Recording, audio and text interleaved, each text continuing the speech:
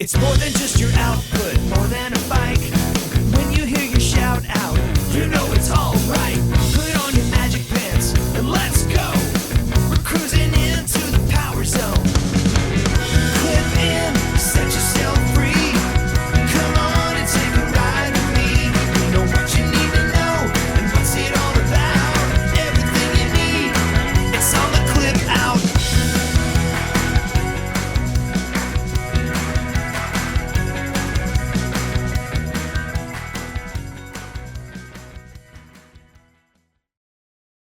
Welcome to the Clip Out Podcast, episode 380. This is Crystal O'Keefe. And this is Tom O'Keefe.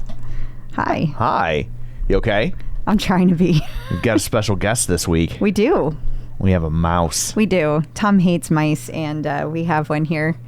I don't know if anybody... This is for people who are looking... On the YouTubes. Yeah.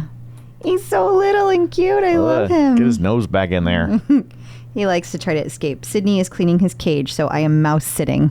We normally, the dog comes down here, we call it pup casting. Whenever we get up, and she can sense, I don't know how, but she can always sense knows if we're going to record. And it's not just like we record regular episodes on a certain day and she's figured out the rhythm. Like it'll be like on a random Tuesday we have to do an interview and we pop up and she runs straight downstairs and we say she's pup casting. Yes. And she came down to pup cast with us and she saw the mouse and she left. She did. She's like, and not like scared of the mouse, but like I really think it's because she doesn't like us mouse casting. Well, she wants us to pup cast, and she doesn't want to share the pup casting with another creature, and so she stormed off in a huff. Like any good grandparent, I have to share my grandparent duties. I can't, only focus on the dog. Well, the dog don't like it. I think Tom don't like it. I don't like it either. There's room for only one mouse in my life. And that's Mickey. And that's Mickey. What about Minnie? I mean, she's okay because of Mickey. Wait, why is she only okay? If they broke up... Is this more of a bonus episode if they conversation? Broke up, then I'm going to be Team Mickey.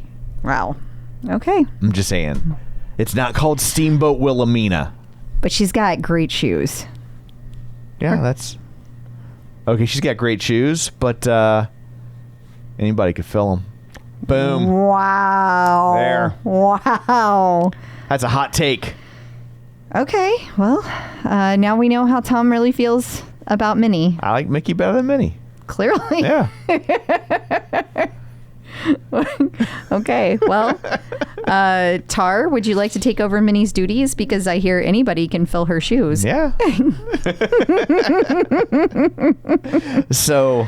Now that I've alienated all the Minnie Mouse fans out there, what, pray tell, do you have in store for people this week? Let's see. We have a really fun interview with our guest, Dana Bennett Cooney. Speaking of cartoons. Yes. She produces animated films, including Thelma the Unicorn. Yes. This was a really fun conversation that and Teenage Mutant Ninja Turtles. Yes. The good one. The good one is correct. I'm very excited for this interview. Yes. We also have a bunch of news coming out about Peloton, their new marketing campaign, this really weird article that says, is Peloton the new religion? And no, not from the cult aspect. We'll explain. Yeah. Also, new video game advertising that's going to be coming up that is going to involve Peloton. So we will be talking about all of that.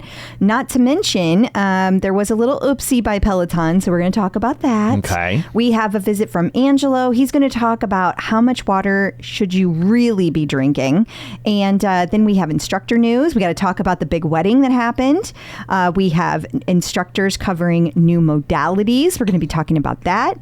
And a fun new artist visit to the Peloton studio.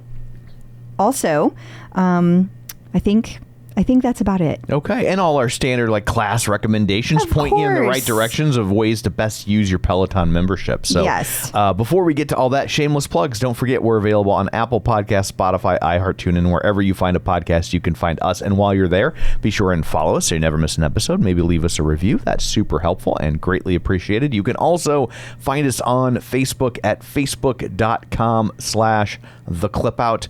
While you're there, like the page, join the group, check out our our Patreon if you're so inclined. It's a nice way to support the show. It's only $5 a month. You get all sorts of bonus content. We record an extra episode every week of like 20, 25 minutes ish of just things we didn't have time to get to in the main episode. For instance, this week we'll be talking about an instructor that some people think their energy has been flagging.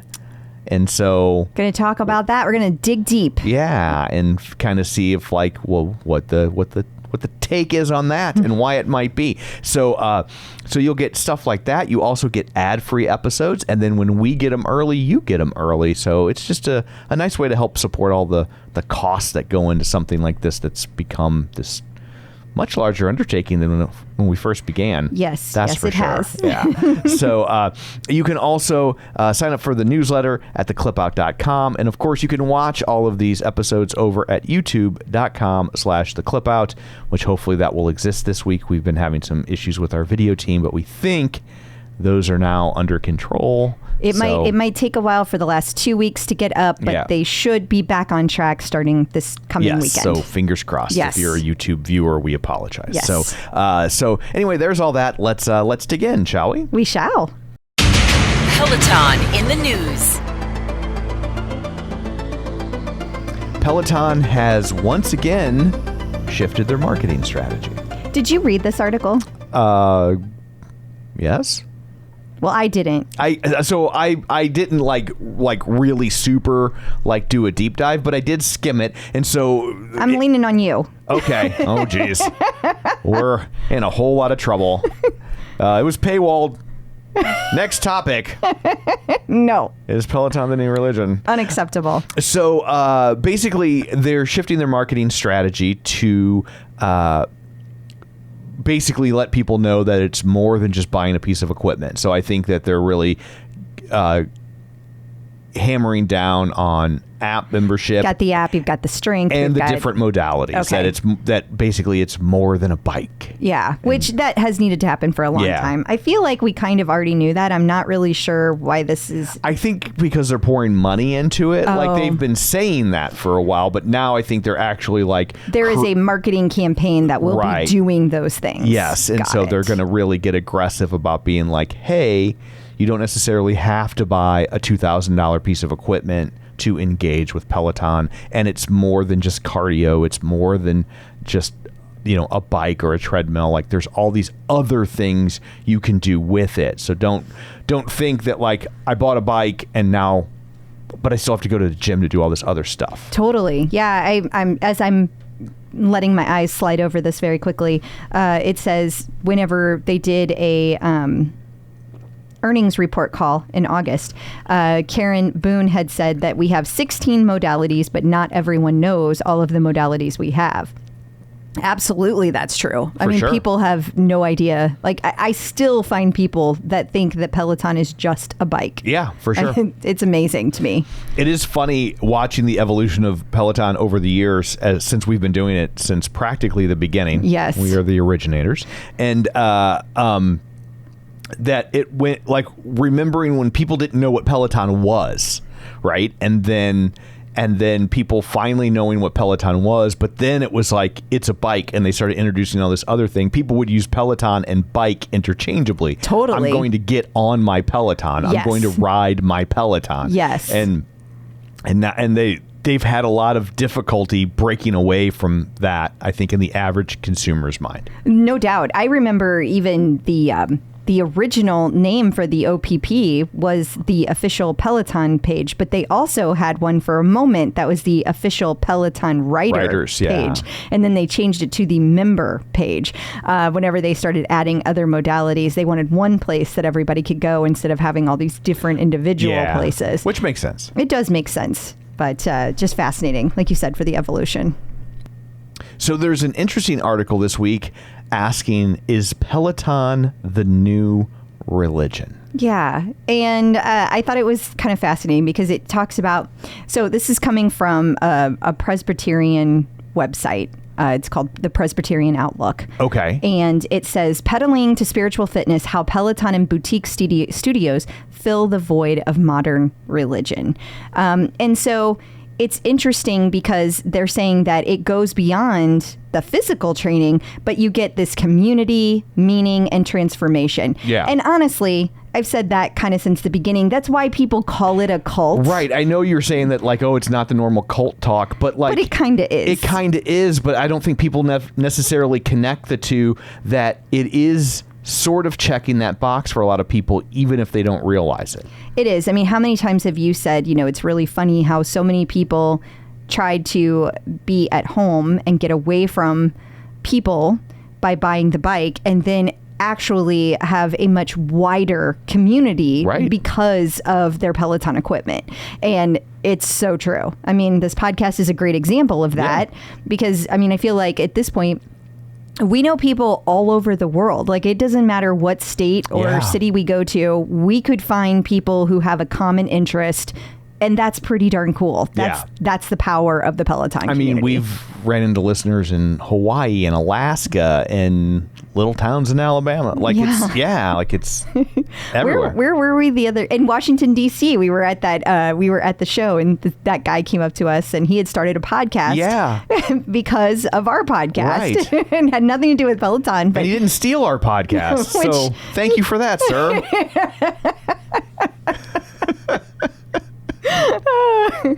He actually had an original idea. Yeah, how about that? Hat tip to you, kind sir. But yeah, so I mean, I definitely think that it does fill that. I mean, for a long time, that church was community. Absolutely. And as people, for good or ill, depending on your take, have moved away from religion, they still crave that sense of connection. Absolutely. And this is providing it. It is, yeah. And I think a lot of people, that's why some people find that using Peloton just doesn't quite do it for them. They need to be in person.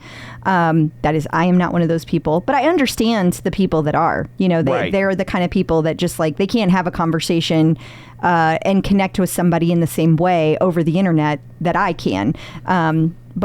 But I'm grateful that we have so many different options for both. But I get the person's point, and I understand where they're coming from. But I don't know. I just thought it was kind of weird in that they were literally comparing it to a flat out religion. Yeah, I just found it fascinating. And it doesn't have to be either or. It's very true. You can do both. It's okay. Absolutely. I hope that you do whatever makes you happy. Peloton is partnering with Amazon Ads for video game advertising. Okay. So Amazon Ads is launching a new experience on gaming platform Fortnite that is going to offer marketing opportunities. So it's called The Glitch. Okay. And it looks like it's designed for you to engage with products within that gaming world. So they said, for instance, if your character needs to regenerate their strength or health, you can have Domino's Pizza to refuel. Now, okay. Are they going to hop on hop on a bike and regenerate their energy? We don't know because it says that this is inaugural brand partner Domino's and Peloton are going to be revealed. Right. So if any of your kids out there play Fortnite, we need to know how this works. I guess if you do too much refueling on the Domino's, then you can hop on your Peloton. They put your ass on a Peloton. Which we all know Peloton would be like, nope. No, that's not what we do. How you're branding That's not how that's happening. But yeah, so I don't know exactly. They gave the Domino's example in the ad, but they did not give a Peloton example. So I don't know what... the interesting thing is, I don't know how you would incorporate Peloton into a video game because, a Peloton bike. Now, see, we're doing what we were just talking about earlier. Absolutely. We're just assuming that it would be a bike, right? But it could be a treadmill. But even then... They could just do little workouts, but will it be, will the instructors show up? Right. We don't know. Because I was thinking, but even then, all the equipment is stationary, right? Why would you get on a video game onto a bike and then not go anywhere on the bike within the world of a video game? Well, right? I guess I was seeing it in my head as a kind of like what you were saying about Domino's Pizza. You would eat it to fulfill your energy, but maybe you would get stronger by going over to the bike and doing some exercises, or going over to the tread, or lifting some weights, and they're Peloton branded. That's what I was picturing. I have no idea what it's going to be, but that's what my brain wants it to be. Yeah. So, but it's very interesting. I know that they've been trying to crack this nut for years of how to generate advertising revenue from video games. I mean, you see it in the app-based games, right? You got to watch a commercial to play a game, but those are free, right? Video games are expensive. For a brand new game, you're talking $60, $60, $70. And then if you want the downloadable content, the DLC, that's going to be another $50 or $60 sometimes. Yeah. And then they'll create more as the game progresses. So you're constantly. Right. So, I think they know that they're going to have a hard time then being like, we're going to stop the game so you can watch an ad. Plus, even if they did go down that road, I think advertisers would be reticent to use that as a platform, because they know that they would probably enrage the people, especially a good chunk of video game audience, right? Like, it's I don't know if they would know it, but they should. It's young men who are going to then end up swatting the Peloton corporate offices, right? Mm-hmm. So they've been trying to figure out for years how to get advertising into video games. I know when Obama was running for office the first time, I believe that was the first presidential campaign that advertised in video games. And then it was like, I think there was a big racing game, and they had ads on billboards so that you were driving past, so you'd see. Oh, I remember. I've seen that billboards. Yes, I haven't seen the Obama one specifically, but I've definitely seen in racing games have real ads on the billboards for sure. But most games don't lend themselves to that, especially if that game is set in a different time. Like, how do you put modern advertisers into something like Fallout? Yeah. And so, especially then, like with Fallout, all of its brands are deliberately like riffs on old products, things that actually existed, right? Yeah, but so it's but yeah, so it'll be interesting to see what this looks like. So we will have to keep an eye on that. Yeah, definitely. Like I said, if anybody out there, your kids play Fortnite and you're going to keep an eye on this, let us know. I'd love to hear it, because I'm not going to start playing Fortnite, and our kids don't play Fortnite. They've never been Fortnite fans. I don't know why. They have not. Just lucky, I guess. I guess so. So someone reached out to us this week with what they think is a leak. It definitely happened, and it definitely was. The Peloton it has been taken down since accidentally released an AFO class early. Yeah, unprecedented. This has never occurred for AFO. Right. I'm not going to say it's never happened. Yeah. But yeah, so on this Monday, there was a Matt Wilper's Post Malone class that was 30 minutes, and it was listed as a premiere on 9/23. And this person realized that when they were looking at the schedule for next Monday, it was the same class. And they were like, wait a second, didn't I see that for next Monday? Isn't that part of AFO? Yeah. So they went to go look, and sure enough, it was the same class. And so they took a screenshot while it was still up of like the class, and it had just been taken on the 23rd. You can see there in the screenshot that it did exist. It has since been taken down. Gotcha. So Peloton apparently realized, oopsie, we premiered that early, and then they took it back down. Well, I know you said that this hasn't happened before, and you're like, well, maybe, but not with AFO. But this is not a common occurrence, and you have to wonder if this is maybe related to staffing cutbacks, that they have fewer people with eyes on things. They have newer people with eyes on things. There are so many issues coming up. Like, I mean, we will talk later about yet another weird day for people to go in and sign up for classes. It happened again over the weekend. I don't know that was a mistake. That could have very well been on purpose. But there have been a lot of things that have happened. I mean, there have been answers given via the chat that were wrong for people. Yeah. And I mean, really wrong, just like factually incorrect. Like telling them an instructor no longer worked there wrong. Yeah. And then there's been classes not showing up on time. There's been classes not listed on the schedule that really were taking place. I mean, it's been crazy. There's been the wrong instructor shown, like it'll say like Aditi Shah, but then it has a picture of Alex Toussaint. I mean, and it's happened on I think we've all made that mistake. Yeah. I mean, they're practically twins. it's like, I mean, it's just been a lot of little things like that. And so, yeah, I do think it is related to cutbacks, and it's sad. It's sad. It's just sad after where this company has been. Yeah. And hey, you know what? As sad as that is, at least they're still trying. Yeah. They are still trying to make things happen. But, we talked last week about that, like, are some of these employees that are, all these instructors that are gone, right? For months at a time. Because, like, Anna Greenberg, for example, she has now been gone for, it's going to be 3 full months. So these are looking like 3 months at a time. These instructors just don't work for Peloton. So, yeah, that's a furlough, guys. Yeah. And that's happening. That's got to have been a savings. And so I don't know. And I think a lot of people, there's so many instructors, there's people not even catching this stuff. Right. There's people that don't listen to this podcast and they have no idea that's what's happening. I know. There are people who don't listen. There are like 2. Okay. Feel a little better then. Feel a little better about that. But for real, there's just a lot of people that they just don't know. And so they're just like, where did my instructor go? Right. And their instructor will be back because, hey, everybody just signed all those contracts. Right. So their instructors aren't going anywhere during this contract cycle. But yeah, I mean, nobody's going to work there forever. Right. Yeah. Exactly. But at the same time, it's a lot of little things that are adding up. And I really do think that they need to really watch their quality control. Leanne Hainsby-Alldis, I got it. You right. did I get got it. that in there. Nice. Will be hosting a meet and greet shopping event. Yeah, so it's going to be October 6th, and that is, it's going to kind of be, not kind of, it is going back to another collaboration for Breast Cancer Awareness Month. Obviously, Leanne has a very personal connection to breast cancer awareness. And so last year, they had a thing where they released her clothing, her new clothing line. But there's going to be a new release of apparel this year, and you're going to be able to hear about that collaboration that Leanne has and that Peloton has, and you will be able to do it right at the London studio store. So it's at October 6th, but it will start at 10 a.m. local time.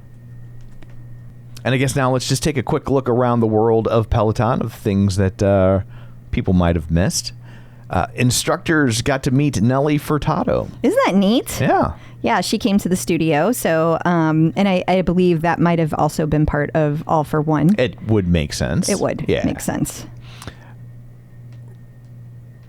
Rad Lopez is running the Bronx 10 mile. He did run. He did run. It happened. Okay. Yeah. He did that this past weekend. And he had, of course, a lot of Peloton fans out there. But also there was a really adorable picture of him and like a little 4-year-old out there like cheering him on. And he like stopped to kneel down and talk to the little kid. It was really, really cute. Then Peloton celebrated National Fitness Day in the UK, or as they like to call it, the UC. Oh, is that what they call it? That's what they call it. It finally caught on. Well, it was nice because they had a whole like little session where all of the instructors have a nice picture together, and Ben Alldis wrote a really nice post about, what fitness means to him specifically and how it's something that affects his whole life, his cancer diagnosis, finding fitness and everyday life, balancing those two, and of course, hope for the future. So it was a really nice post, and I think that it's something that all of us who use Peloton for whatever reason and in whatever way, we all have in common. For sure. New dance cardio classes have dropped. Yeah, I think it was 5 of them. New ones dropped, and it was Hannah Corbin, Jess King, Rebecca Kennedy. They have a bunch of new classes between the 3 of them, so pretty exciting stuff if dance cardio is your thing. And finally, Tunde is celebrating 5 years with Peloton. She is. 5 years. It's just crazy. I think we talked about this a little bit in our bonus episode last week, and it's just funny to think that we interviewed her right after she started, which means that was like that was in the middle of COVID, right? Right when that started. As it was about a month before everybody was like, wait, this is real. We're going to shut everything down. It's just crazy to think that so much has happened since then. Absolutely. So stick around. Coming up after this, we're going to talk to Angelo, and he will talk about how much water you should actually be drinking. There's a lot of myths around that topic. Definitely. So stick around. Flip out. Joining us once again via the magic of ZoomTube is Angelo from MetPro, here to answer all of your fitness and nutrition questions. Hello. Hi. Hey guys, great to see you. Good to see you. We've got a question this week from Andy Wolkend-Devlin. I don't know. We're going to call her Andy. And Andy. And she says that she often doesn't drink enough water. Now, I know you, and I know your question is how much is drinking not enough? And I don't know about you, but every single client I talk to always tells me they drink tons of water, but the answer to how much varies so significantly. Sometimes people will be like, oh, I drink like 30 ounces a day. And Up then, to 6 ounces. yeah, and I'm like, that's not a lot of water. And some people truly are drinking a lot of water at like 120 ounces a day. So having said all of that, how much water should people be drinking? So that's actually a great question. There's actually, some debate because they've done research that now shows, oh, well, you don't necessarily need as much water if you're not active.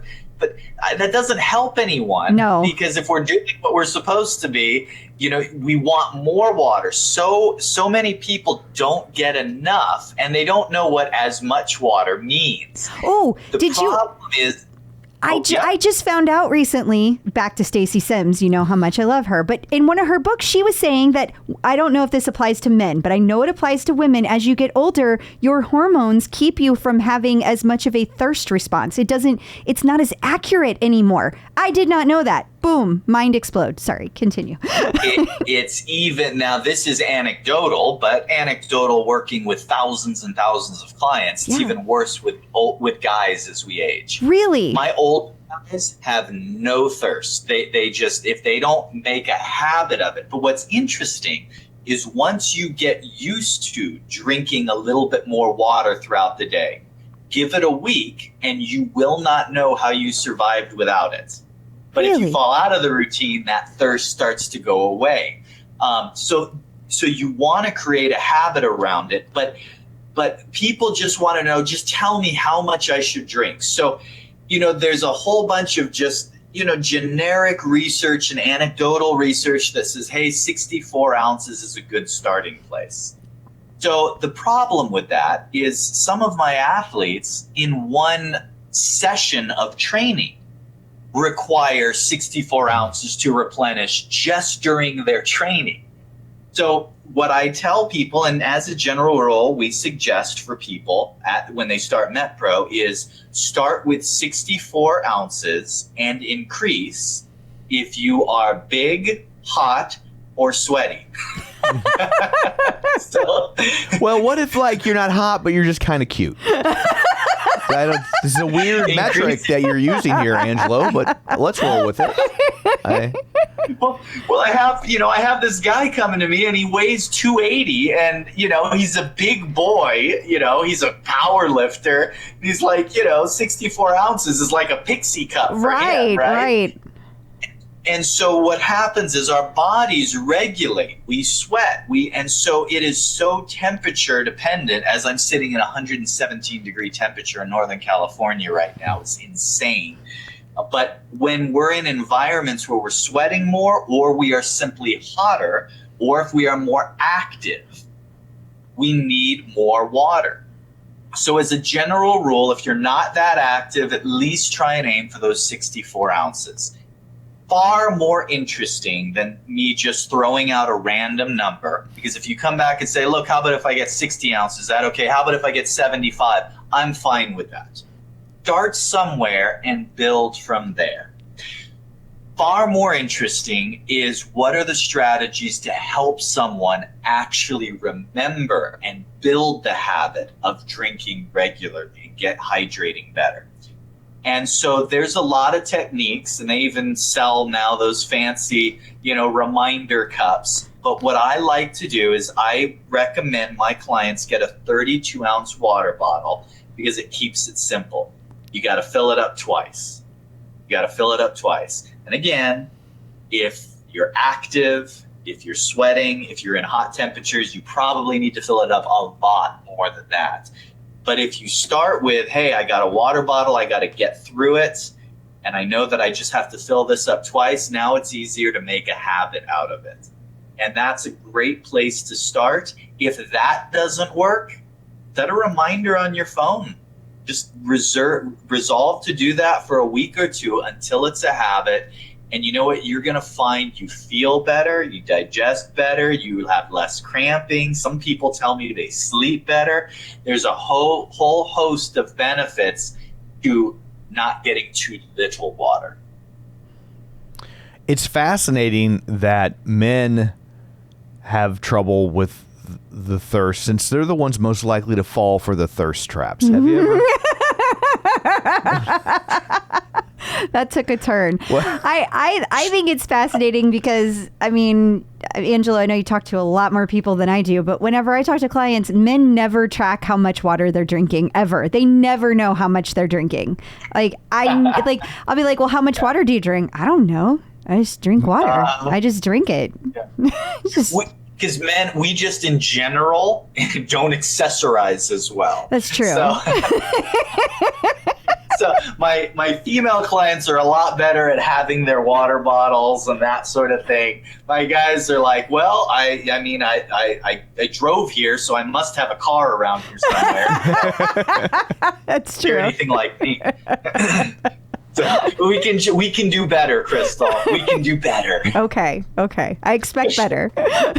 I consume all my fluids in the form of Coke Zero. I know. I don't even bother with you. Yeah. I don't even bother. Like, it's just like, I don't even know how you're alive, but... One day after play practice, I went down and grabbed a bottle of water out of the refrigerator of the little theater and walked out, and Brian was like, what? He was like, are you okay? You're drinking water. I was like, it's all they had.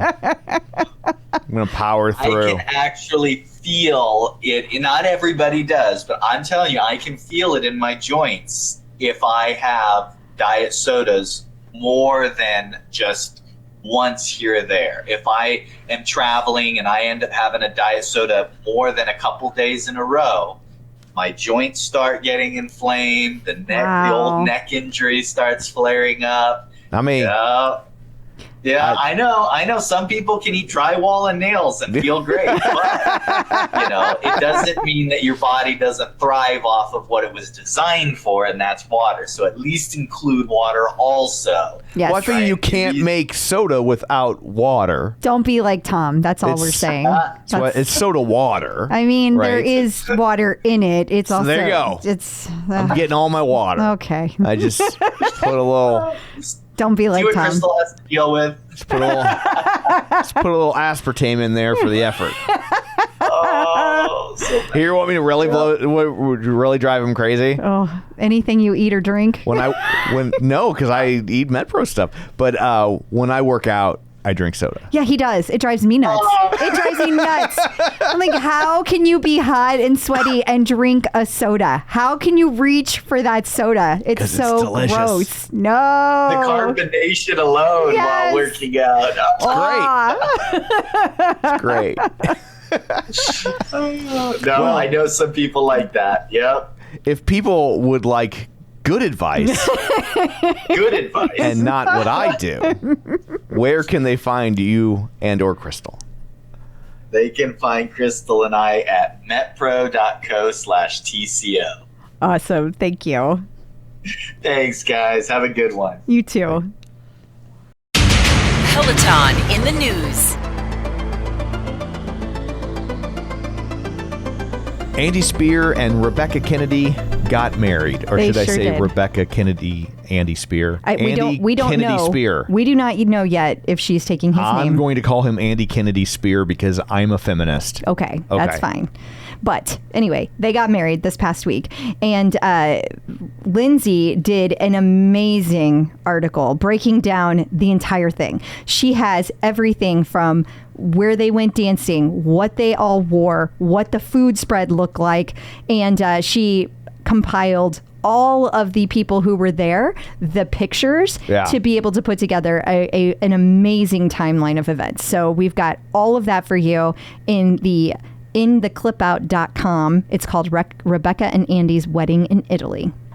Well, that's great to have everything compiled in one place for people, because I'm sure lots of people are wanting to see that stuff. Yeah, and Lindsay does a great job of going back of like showing their romance. Right. And she even, don't forget, she put together an article talking about their love story, which she also references in this article. So like, if you want to know all things Rebecca and Andy, this is the place to get there. One-stop shop. Yes, including everybody from Peloton who attended. And just because Rebecca Kennedy is off getting married doesn't mean she can't have more work thrown on her. She's now doing Pilates. She is. And her first live class for Pilates is going to be October 7th.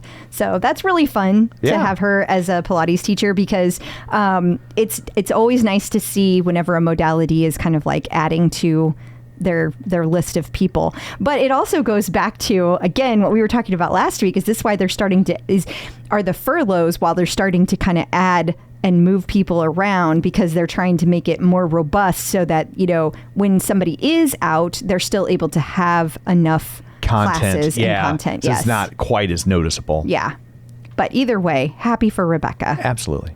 And Andy. And Andy. I just meant Rebecca for the Pilates. Okay. But yes, we are very happy for their wedding. Congratulations to both of them.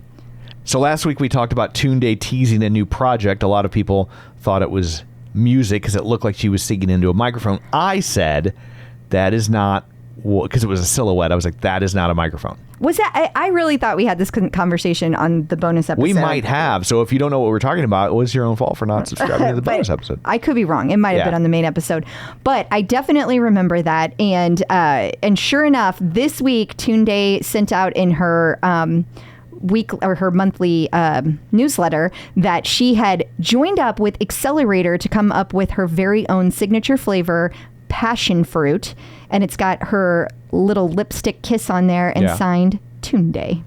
So if you like the energy drinks, there you go. Yeah, there you go. 0 sugar. Instead of having a Jaeger bomb, you can have a Tunde bomb. Cody Rigsby was featured in Self magazine. Yes, he was. And this whole article is about how Cody Rigsby hypes himself up. Okay. He talks about tongue scraping, meditation, and his best confidence hacks. Okay, well, if you want all that, it's over there in Self magazine. We'll have the link in the newsletter for We people. sure will. Not to be outdone, Robin Arzon was featured in Men's Health magazine. She was. And she was talking about the Latinx essence of reinvention. She's talked about her personal path into training, her heritage, and her ultimate goal for the industry, which is to have more inclusiveness, which I think is an amazing goal for anybody in any industry. I thought it was interesting to see a woman featured in Men's Health. I did too. And it wasn't like... it wasn't her like how quote unquote hot she was. That wasn't the goal of the article. And the pictures weren't, at least the one I saw, wasn't like, you know, let's show off this lady's rack. It was, you know, it was very much a feature about Robin Arzon. It definitely was. It definitely was. And I immediately thought, that was the first thing that occurred to me, was like, well, that's fascinating that she is such a badass that they're going to interview her for Men's Health magazine. For quote unquote the real magazine, right? Like that's the, yes, but that's the main brand. That's the brand that launched. I know they have Women's Health, but this is the core brand. Absolutely. No, I think it's great. And she's got lots to show people. It's about mental toughness. So that's great. Peloton artist collaborations. Not really artist series, but it's adjacent. Keith Urban kicks off AFO with an in-studio concert. Yes, he did. And it was with Hannah Corbin. So no surprise there. She, has her country series that she does. Makes sense. And so it's an actual live concert. Like he played a concert in class. I watched a little bit of the video and he's walking around with a guitar, singing and strumming. Hugging fans. Hugging sweaty bike riders. I mean, that's pretty cool. Yeah. And then he stuck around to take pictures with everybody who got to be there. Oh, I'm getting breaking news. Keith Urban has COVID. This just in. So, and then I saw that he gave away the guitar to one of the people in the class. He did. That's pretty sweet. It is pretty sweet. So can I tell a Keith Urban story? Okay. So Keith Urban played the Family Arena years and years ago. Okay. And before I started working there. And so we have this special room where we host all the meet and greets. So I made a project for myself one day where I went through our archives of photos and picked some of the bigger names who have played the arena, and then had pictures printed out really big, blown up, and hung on the wall of other big name artists that have played there. And so how I would do that is I would go through and I would like open up a folder, somebody big, from like photos from their concert when they played there, and I would just go through and like grab pictures that looked good, and then when I was done, start winnowing them down, right? Okay.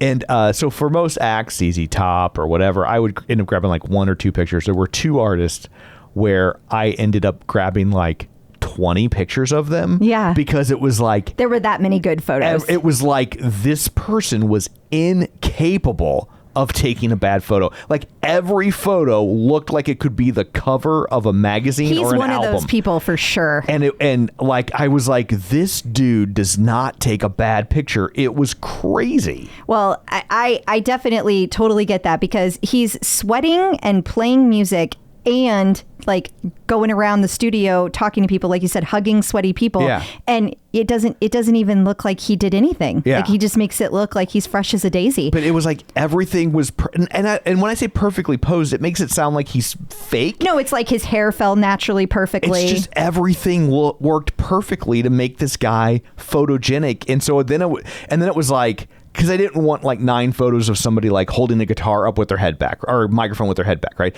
And so that's why I was grabbing more if I could find them. And I like had so many pictures of the dude. I'm like, look, man, I'm a straight guy, but the dude's just beautiful. Like I don't know, like no arguments here. Yeah, he is. You know he is the a other beautiful person guy. that was like that? Who? Taylor Swift. I knew you were going to say it. I could feel it. Every single picture of Taylor Swift looked like it could be an album cover. And I'm just like, how does this girl, because this is 2006 when she played the arena, Yeah. how does this girl do? I mean, it's just naturally, there's something about her. Every picture looked amazing. Some people have superstar persona and their presence, and I think Keith Urban and Taylor Swift are both people like that. And it's not like I didn't have other big names, right? Like it was, I mean, I had Zach Brown, and I mean, I had other like huge names, but there's something about those two that was just next level in terms of how they photographed. Also, I just wanted to say that the person who got the guitar was Wendy B, and she got it for 5,000 workouts that happened in class. Wow. That was really nice. That's really cool. Very special. Coming up after this, we're going to tackle the TCO Top 5. So if you're trying to figure out what to do next on your Peloton platform, we can help you out. New content. Okay, it's time for the TCO Top 5, where we listen to you. That's right. And then tell other people what to do. Well, I really like this whenever we have the crowdsource of favorites, because it is a constant source of where people felt the best motivation came from. Absolutely. So number 1 is favorite Pilates class. This class, it was taught on January 26th of 24, and it was a 30-minute Pilates class taught by Kristen McGee.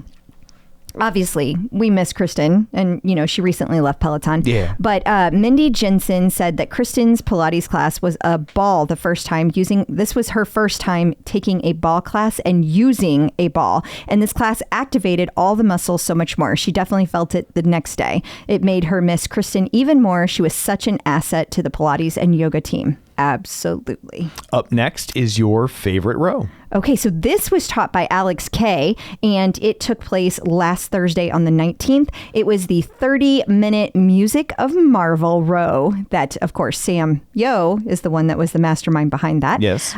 Sarah Lester took this class, and she said, I forgot how good the Marvel music is, and it's a great workout. And she also tried to get Tom O'Keefe to at least listen to the row. Since Alex drops an interesting Marvel factoid with every song. Number 3. Wait, I have to say one more thing. Okay. Sarah said she also thought she found an Easter egg in this row, saying that Alex may have dropped a hint he is coming to the tread. Oh, interesting. Number 3 is your favorite strength class. Okay, so this was Katie's debut strength class. Oh, okay. So she taught it on September 20th, and Kazi 125 Jen Explicative took this class, and she said that It was well balanced. It was a challenging class with a fun playlist. And best of all, Katie brought amazing energy. Tons of good reviews came in for this class. People loved Katie being in strength.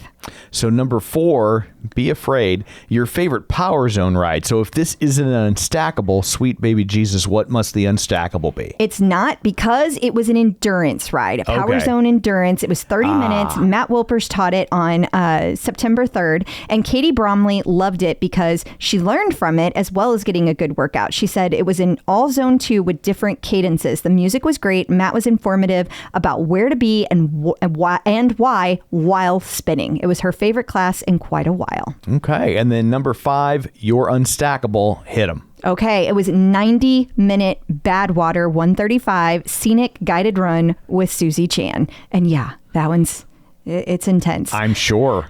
Joanna Davis said that this was her favorite class and it was unstackable. Susie guides you along the famous Badwater course, and her words and fun choices in music make this class fly by. Every so often, I would think maybe I could do the real Badwater. And then Susie would casually mention she'd been at it for 37 hours, and I'd snap back to reality. Yeah. Susie is a legend, and this class is so fun. So I guess let's take a look at this week at Peloton. We'll start with new metrics classes. Yeah, so just a reminder, metrics classes are like minimal talk and all just direction on what you should be doing. So increase speed, that kind of thing, and music.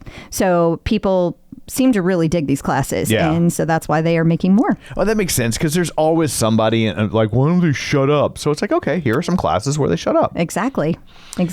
We also have a new outdoor greatness run. Yep. So Alex Toussaint leads these, and they are 20 minutes long. And so that's great. If you want to jump on and get an on-demand class and lace up and get out there and go.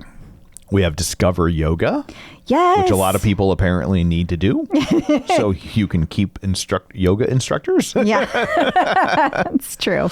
Every Monday through November 11th, Peloton is going to be putting out new classes designed to elevate you from foundational poses to confidently flowing sequences. So just check out the collections tab, and you're going to be able to find the Discover Yoga, and there will be new classes every Monday. And we also have new scenic classes. We do. Let's see. On the 25th, there are going to be classes that are going to be they're going to be guided by Sam, Brad, Maddie, and Kirsten. And so I'm not sure where these are going to be taking place, but there are going to be 5 new classes. Okay. Yeah. Peloton is asking you to kiss its grits with Flow into Fall. Oh, that kind of flow. Okay. I get it. Flow into fall. Look, it was that or an ant flow joke. Okay. So I like that joke pick better. your poison. Mel's Diner over. Okay. Yeah, that's definitely. Yeah. So over the weekend, they dropped another note. Peloton dropped another note that, hey, you can book the studio on Monday, September 23rd. You can go in and start booking classes for yoga with Aditi and Dennis. So on October 11th and October 19th, there are classes that were briefly up today that you could jump into, and they still were going to be open. But that also means there's going to be more of these classes hitting throughout the fall, which is nice. So there you go. Flow into fall. Okay. If you missed the Peloton Lululemon Members Weekend, fear not. Those classes are now available on demand. They sure are. And that they're going to be on all Peloton devices and the Lulu app. So you can go back and enjoy if you weren't there in person. We also have a new program review over at theclipout.com, and it's all about Set the Bar. Yes, the entire program was reviewed, and spoiler, it was awesome. It's low impact, but high energy. So this was written by Helper B. Tina, and she did a nice deep dive into what the benefits of bar are and why you might want to do it and what her personal thoughts were about it. In case you missed it. Peloton Apparel has dropped an NYC lifestyle collection. I thought this was so fascinating because do you remember the Peloton City collection?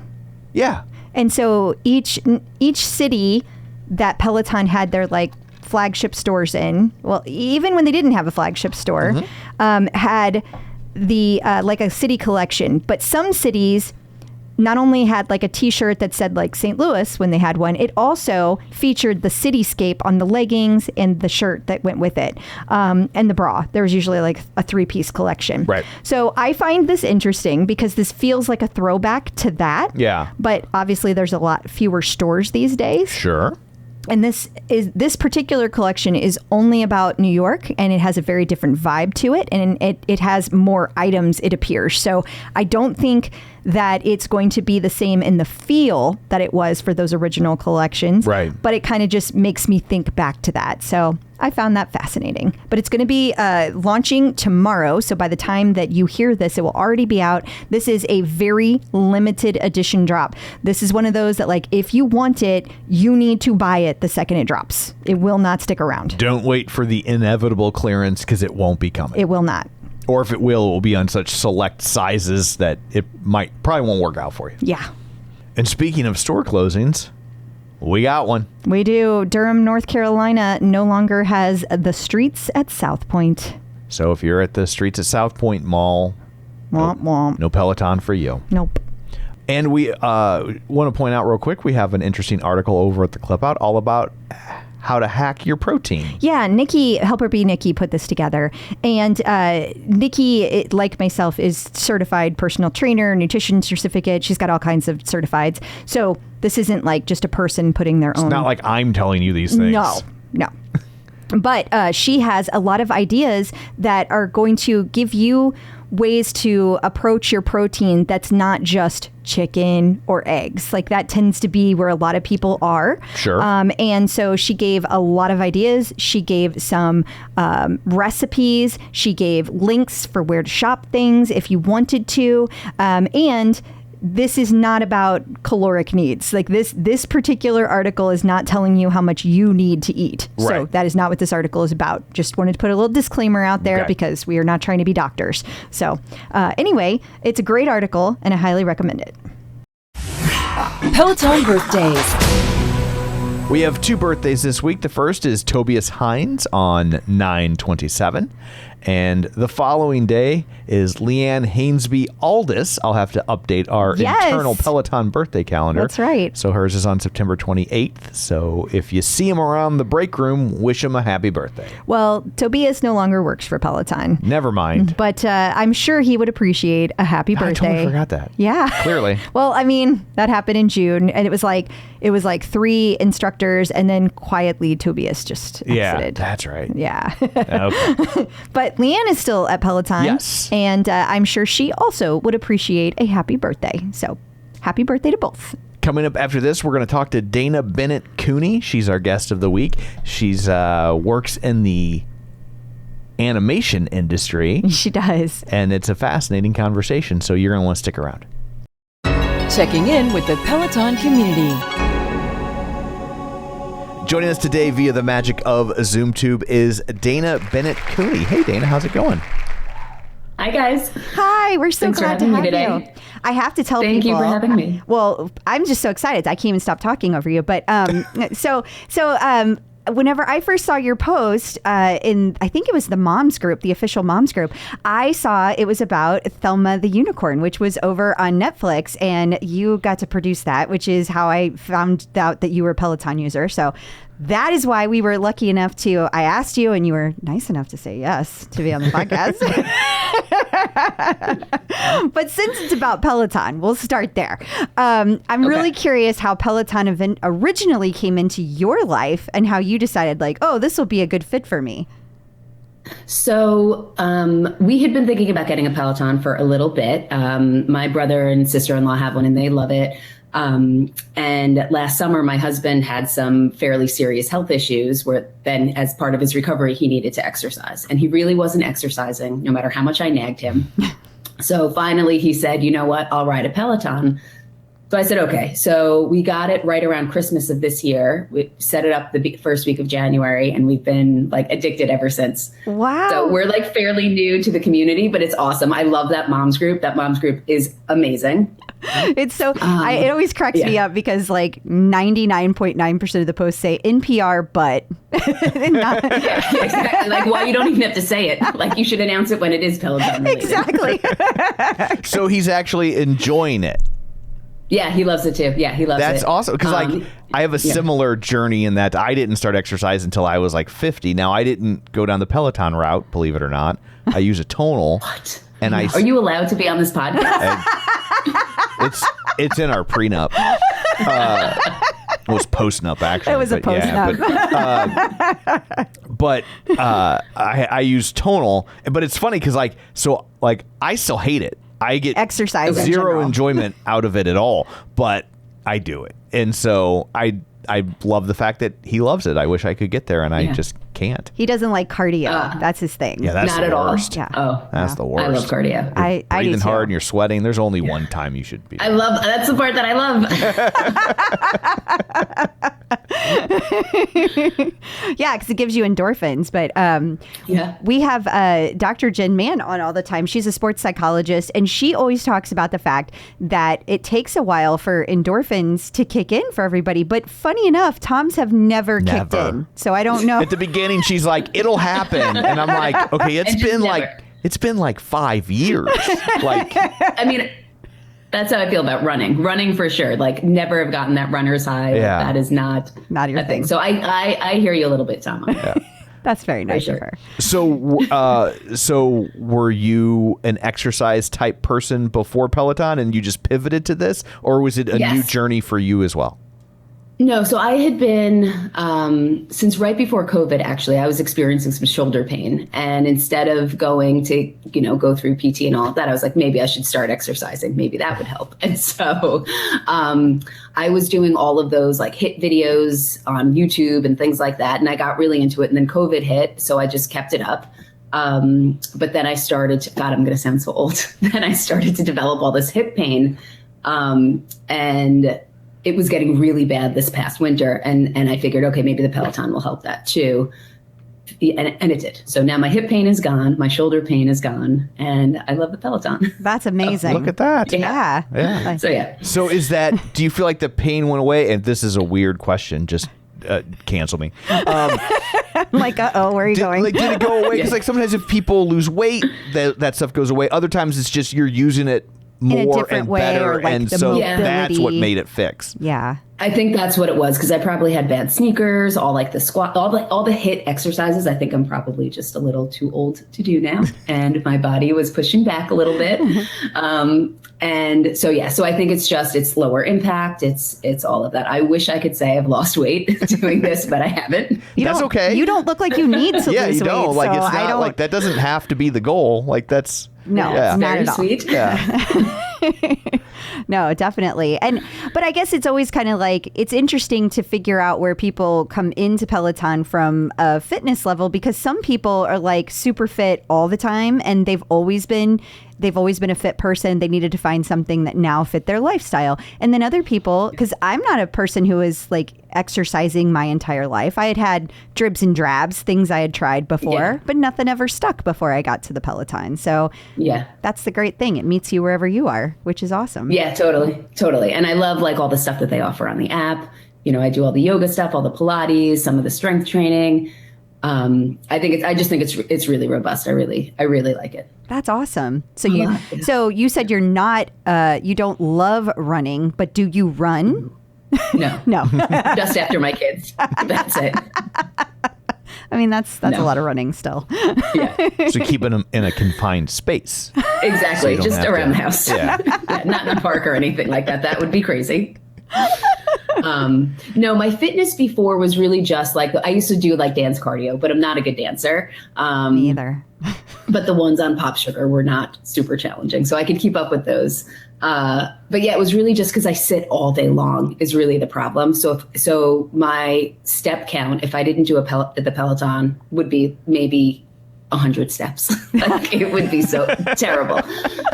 Because I work, 10 or 12 hours a day, and I'm right here all day long, every day. And Your Apple Watch is like, are you okay? Yeah. Like, are you alive still? Are you being held hostage? Yeah, it's really bad. Tap your watch twice. Don't tell my boss. Yes. So that's why I'm so grateful for these at-home solutions. When we first got it, though, we didn't realize the ceiling requirements in our basement. I'm not very tall. I'm only 5'4". Our ceiling in our basement is just under 6 feet, and the rest of our house is spoken for. So we have it in our bedroom, and we have a big bay window in our bedroom. And so and it faces the front of the house. So when my husband and I are on it, our neighbors are like driving by, honking, especially for him because he had the health issues. So they get so excited when they see us on, like, they call it the bike to nowhere. Where did I read that? Was that from you guys, the bike to nowhere? Hey, yeah. it is the bike to nowhere. Yeah, Peloton has even really said is. that. Yeah, it's like funny because it's the bike to nowhere, and yet it takes you everywhere. Like everywhere. It's so crazy. I love it. I don't know what kind of health issues your husband had. Now I'm worried. Your neighbor shouldn't startle He's him, good maybe, now. like No, with the honking. He's good now. He's gonna.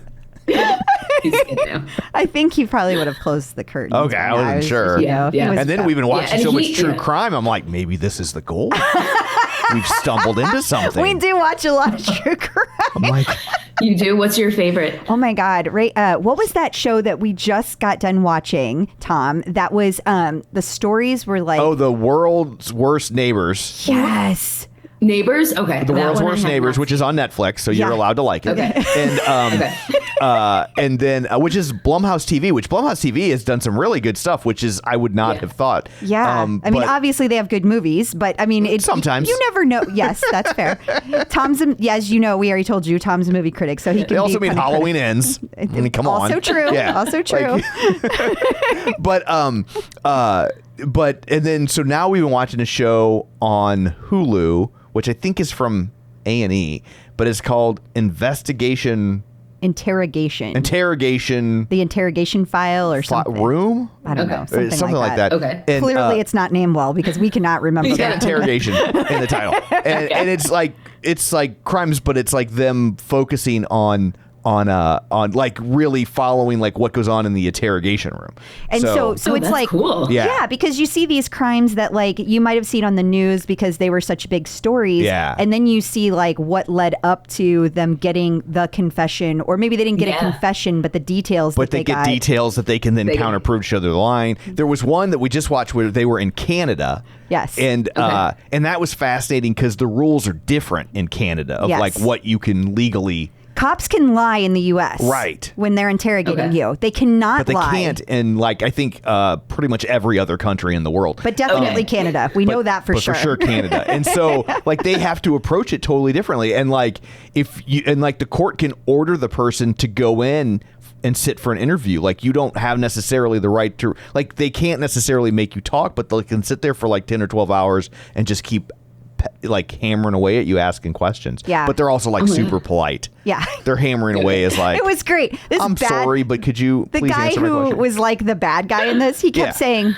I'm sorry, I declined to answer. I'm sorry, I'm not going to answer that. Oh my God, And I'm like, I feel like I'm going to have to watch this tonight. Yeah, I was just like, you are just the sweetest serial killer ever. Because it was a really bad one. It was a really bad one. Yeah, and you're just like, this is not. But the juxtaposition Yeah. of like, he's like having this conversation so calmly and sweetly, and then the awful crimes But they that he also did. found like a dismembered body in his freezer. Yeah. Like it's. Oh my God. It's bad. It was really bad. It was crazy. But well, and then there's Aren't you glad you went down this rabbit hole know. with us? So there's one other. I think our favorite and it's also on Hulu from A&E, and it's Guilty or Innocent. Oh yeah. And Okay. it's a really fascinating look at these people involved in, I think they've all been murder cases or alleged murder cases.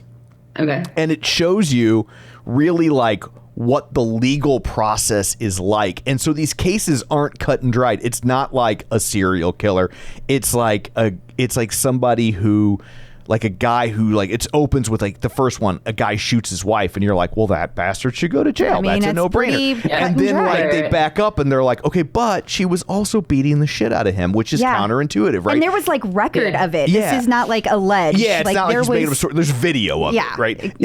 And so and then all of a sudden it gets a lot more nebulous, and you're just and you just watch these people wind their way through the system, and then at some point it seems like invariably they're like, well, we'll send you to jail for 15 years if you plead guilty to this, even though sometimes they didn't do it, or you don't think that they did it. Right. Never, I mean, who knows? It's not like it's a narrative. Like, you don't really know the truth. You just see what's in front of you. But it's really good. I think that's also done by a guy who's a Peloton guy. The Really? Brad Needs Abs guys? Oh, is that his? Is that his? Because he I know he was part of the Love After Lockup. No, he was part of oh damn it, the Police Live thing. Yes, he was part of that too. And, I thought he did Love After Love. Yeah. Sorry, again another rabbit hole. But anyway, that show's really, and they don't make a ton of them because it's a lot harder and they have to follow these people for a while. But it's really good. It is really good. Yeah, that sounds fascinating. Yeah. I'm going to check them both out. That's and great. It's nice to see some true crime that's not just propaganda. You know what I'm saying? Yeah. But on to lighter topics. Like unicorns. Yes. So you're a big time movie producer. Yeah. So first off, as someone who reviews a lot of movies, I mean, we've done 800 and something episodes of Real Spoilers. What does a producer do? Like, I really don't know. Oh, God. Yeah. So I really don't know. So there's all different types of producers. What I do, so I'm an executive producer at Mikros Animation, which is Technicolor's animation studio. So we did, in the past, we did the first Teenage Mutant Ninja Turtles. We've done some of the SpongeBob movies. We've done, oh my God, Captain Underpants. We did Paw Patrol 1. Now we're doing Paw Patrol 2. No, we did Paw Patrol 1 and 2, and now we're doing, what number are we on? We're on 3. Okay, so that we're doing that now. So many you can't even count them on one paw. Tiger's Apprentice was another one. Those are all movies that my studio has done. Thelma was my first actual producer credit. So this one is like very near and dear to my heart. What I do in a given day can change. Some days I'm staring at Excel spreadsheets and schedules and budgets. Other days I'm in like a ton of conflict resolution meetings. Other days I'm in recruiting meetings, or dealing with our client, or in client director reviews, which are so much fun because it's an opportunity for all the artists to show off all their work. Every day I meet with our production teams and the other producers on the film. So every day kind of looks different, which is what's so exciting about it. But every day is also the same in that there's a lot of problems that need to be solved. There's a lot of people who need support, and, trying to find creative solutions to problems, both internally and with the client. And so it's fascinating. I'm so lucky to get to do what I do. And the client side team on Thelma was unbelievable. We had the best directors to work with. We had the best producers. They had a lovely production team. It was just, that one was so much fun. And then on top of it, the team at Mikros they're a dream to work with. I mean, so I get to travel for work. 2 of our studios one's in Montreal, one's in Paris. Oh, wow. And the other is in Bengaluru in India. So, my travel is pretty nice and fun. I haven't been to India yet, but I'm hoping on my next project I'll get there. But I went to Montreal all the time on Thelma, and then on past shows I went to our Paris office, which is it's amazing. Wow. Yeah. You can't complain about that. That's a nice part. Yeah, and the teams they're just so much fun to work with. It's like a very close-knit feel. And even though I'm remote, they welcomed me right away into the family. And there's, people that I hold near and dear to my heart, and they're so talented. And that is just the coolest thing, to watch the artists take something that is, 2D. We get artwork from our clients. This is what we want the character to look like. This is what we want this environment to look like. And they build it and they make it look so cool. And then we add it, the animation team animates it and brings it to life. I mean, it's just this unbelievable process that I get to watch, and it's really cool. I'm very lucky. It sounds it. So which Turtles movie did you do? Like the Michael Bay one or the new one? No, the new one. The good one. The good. Yeah, the good one. Yeah. I'll say it because I was just like, the Michael Bay one. Oh, that's good for you. So I didn't and it's work like, on that you did the movie. good one. Right on. That as a comic book nerd. Shocking, I know. That is like the most accurate portrayal of the Turtles ever put on screen. Yeah. Like that's the good one. I think it's the only time they've ever really been done properly. Well, I mean, I love the 1990 film. You love it because you were a kid. Nostalgic. Like if you saw it as an adult without nostalgia, you'd be like, without nostalgia. Well, yeah, you'd be like, oh, this is not good. I deal with this because I'm the oldest guy on the movie podcast. I'm like 15 years older than everybody else, and so they grew up as they were kids when that came out, and they love it. And I was like, guys, that movie's trash. I believe you said hot garbage. Yeah, I'm like, that movie's bad. Like, I get it. You watch it when you're a little kid. It's all you had. Like, I like that 70s era Spider-Man where he's just climbing on a wall and they turn the camera sideways or the sidewalk, right? It's awful, but it's all we had. That's all nerds had back then. It's why it's where the incels come from. It's why they're like that.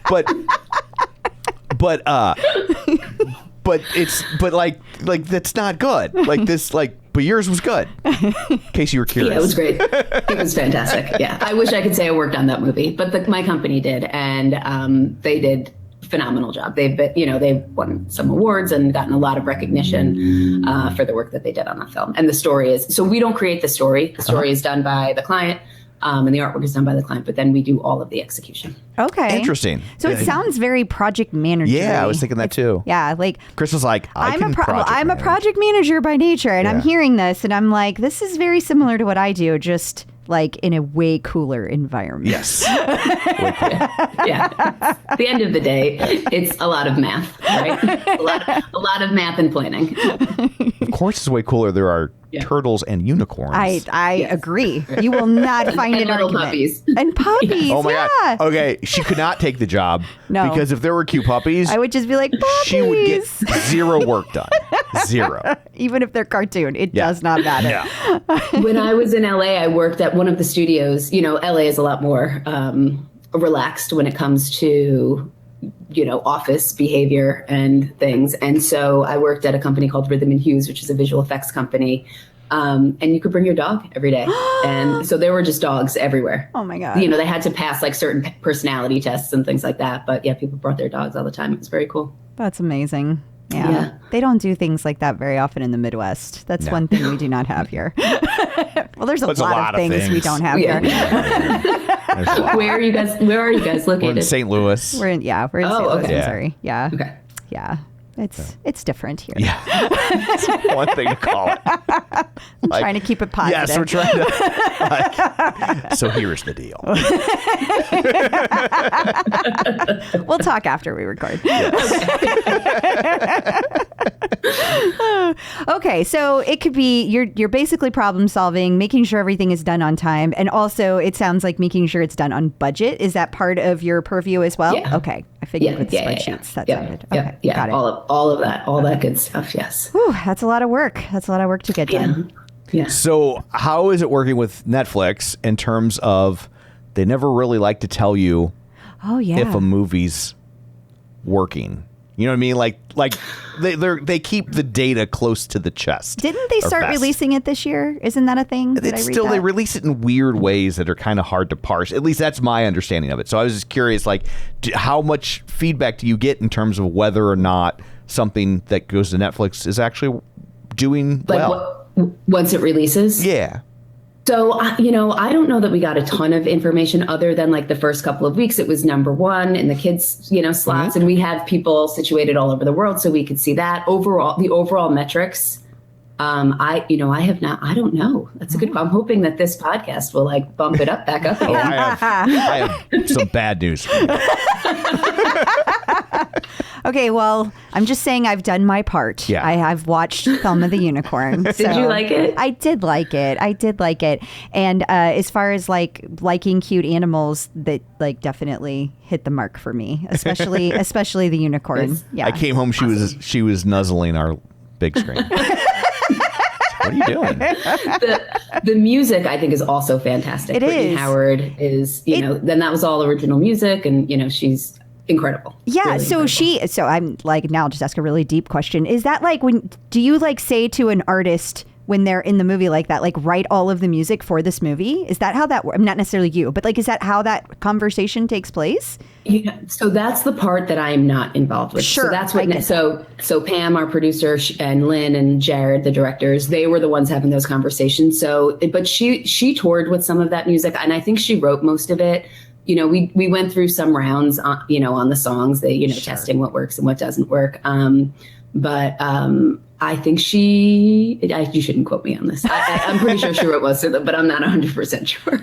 Do they actually test that with children? Are they bringing in what a like great 7-year-olds and be like, listen to this? Or She's like, They have all different ways of how they do it. I don't, you know, they do some like audience screenings to test things, but then I think internally they're like testing it, you know, Gotcha. testing to see what's playing, you know, in different executive reviews and things like that. they just throughout take the it to company. playgrounds everywhere. Yeah. And just see how people Yeah. respond. like, I can't even imagine that. Like people are mean enough, but Oh, I kids are know. even meaner. Kids are I can't brutal. even, it would be soul crushing to read the reviews from a 7-year-old. That's They do. Most movies do in like a friends and family screening, and they get the feedback. And on some of the movies that I've been on, yeah, it's been pretty funny. The things that kids will say, and the parents, like the things that the parents totally miss that kids get. Yeah. Things like that. kids are like, it needs more poop jokes. Yeah. Totally. So can you share with us like maybe what's next on your slate? What's currently sitting in your inbox? I can. So it's very exciting.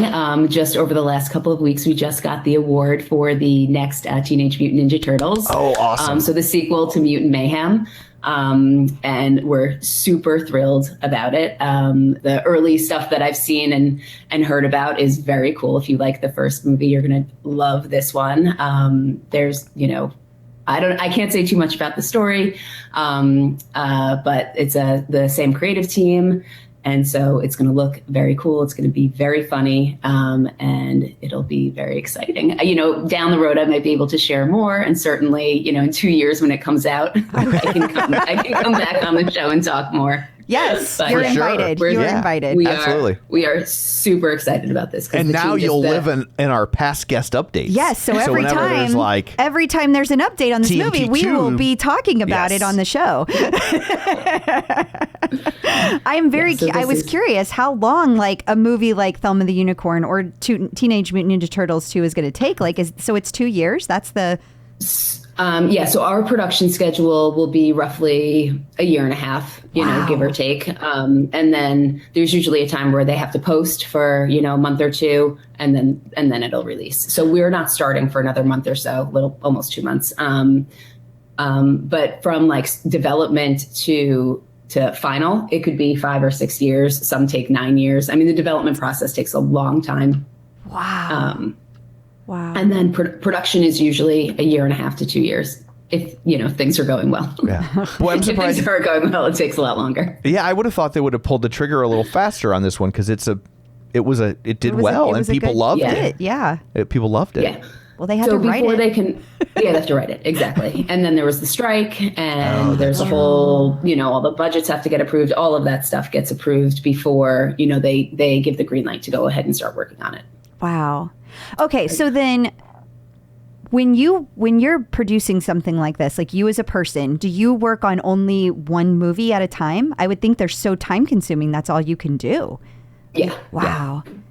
Yeah, What do yeah. they do if a person leaves in the middle of it? Is that like forbidden? Do you have to like sign a contract, like sign your life away that you cannot end your contract early? Or, I mean, I'm not. Some companies you are under contract, but it's sort of like an unspoken rule that you don't really leave projects early. But it happens, and you know, where I am now, there are multiple producers on the project. We have heads of studio. There's a lot of people who are watching things, you know, and making sure that everything's going well. And certainly on the client side, there's, you know, again, like a couple of producers and there's executives and things like that. But generally speaking, people tend to stay on the projects until they're done. If they want to get the next project. Yeah. Yeah, exactly. Exactly. That makes perfect sense. Yeah. Well, that is super exciting. Yeah, Huge absolutely. congrats. Breaking news. I know. To put in the breaking news sweeper right in the middle. Right there. Right in the middle of I've it. never done that in the middle of an interview. We have not. So I guess pivoting back to Peloton, what is your leaderboard name? So it's only Zool 1518. I think are the numbers at Is the that a end. Ghostbuster joke? Well, her first name's Dana. Of course. There's no Dana, only Bennett Zool. even. Like, Yes. I tend to not comment on people's names because I'm always like, whatever joke you're going to make about somebody's name, They've already heard they've already heard it, right? And so when we first started, I was almost like, there's no Dana, there's only Zool. I almost said that, and I was just like, oh my God, she's probably heard it a million times, and you've heard it a million times because you did it to yourself. I did it to myself. It's true. Even when my first daughter, when I was pregnant with her, my birth announcement was I had a T-shirt made that said Dana and it pointed up towards me, and then it said Zool with arrows pointing to my belly. So I've been writing this joke a long time. Since 1984. Yeah. So exactly. So that this is too much to ask, but is there any chance your husband's name is Gozer? Oh my God. No, That would be amazing. I know. It would be good. You should not have married him. Should have held out. As long as you promise not to tell my neighbors, I'm going to be Dana Barrett for Halloween this year. I'm saying it now on this podcast, so I have to do it. But I want to cut my hair with, like that perm look, short, curly, with the bangs. I already have the dress, and he's going to go as oh my God, why am I drawing a blank? Name is Rick Moranis' character. Oh my God. With like the helmet and I waited on once when I was a kid. No, you didn't. Did, yes. And I was like shaking, pouring his water. My boss had to take me away from him because I was so nervous. Was he nice? Was he a nice person? Yeah. I was only around him for 30 seconds because my boss said, don't go to that table anymore. But of course he's Canadian. Oh, yeah, I so badly just wanted to, my name is Dana. Are you the gatekeeper? Or the keymaster?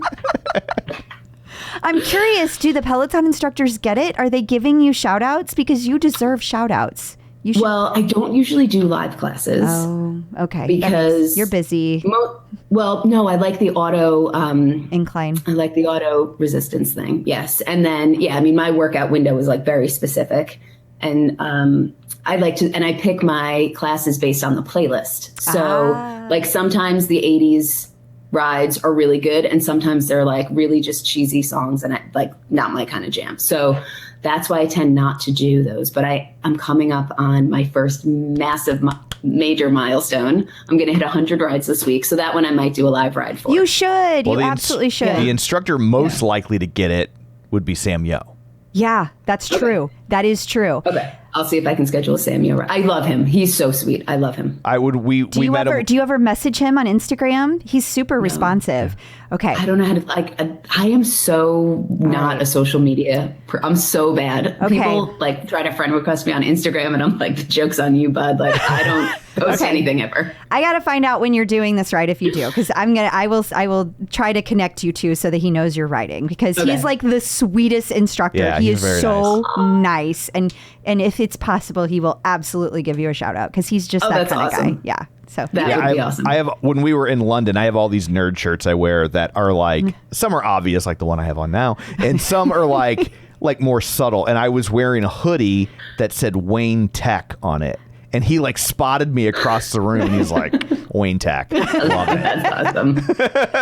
So I do have a question though. Do I do the live ride on my, when it's my 99th and then my actual 100th is the live ride, yes. Right? Not the one after. No, right? Correct. No, it's 100. Yeah, and when you log on, it'll be like, you're ready for your 100th ride. That's the moment you log on. And so don't accidentally take a cool down ride. Don't accidentally take a warm up, or you'll get roasted. Don't do a meditation. Yeah, don't. Well, she can do a meditation. Will that be okay? That's okay. Okay. Yeah, it's until I don't use it. I don't know. Oh my God, I took that ride the other day where Cody totally roasted the guy. Yes. Oh my God, I was cracking up. I love him too. He's another one.